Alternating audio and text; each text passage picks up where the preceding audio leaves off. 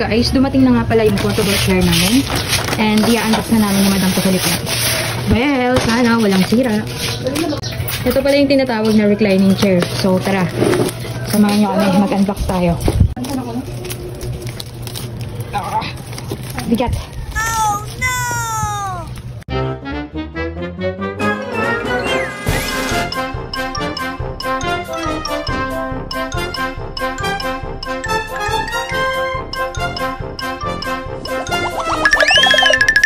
Taran!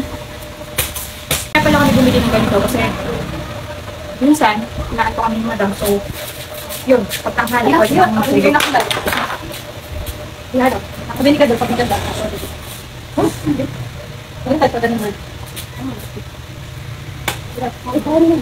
So, maganda siya kahit wala siyang bubble wrap. Wala siyang any sense as of now kasi check ko naman. Ito, white. Please. Ito. Kung gusto mo gawin ito. Ganito lang siya. Ha? Hindi siya nagiging red. Hindi siya nagiging red. Hindi siya. Paano yung pinakakulit? So, guys, kung gusto mo ng normal chair lang, ganito lang siya. And then, kapag gusto mong matundo, pwede mo siyang i-adjust dito. Ipupush mo lang sa back. And then, yan. Tapos, wait lang. So, ngayon, susubukan. So, ganyan lang po. Dito lang po ilalagay.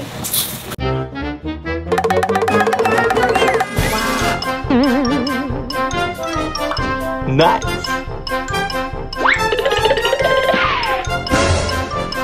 Ito yung regular chair niya. And then kapag gusto mong matulog, so pwede mo siyang okay, pwede ka magpatulong or pwede mo ikaw alone. So kapag kapag tatayo ka, wala kang problema. Yan, ganyan. So ako susubukan ko.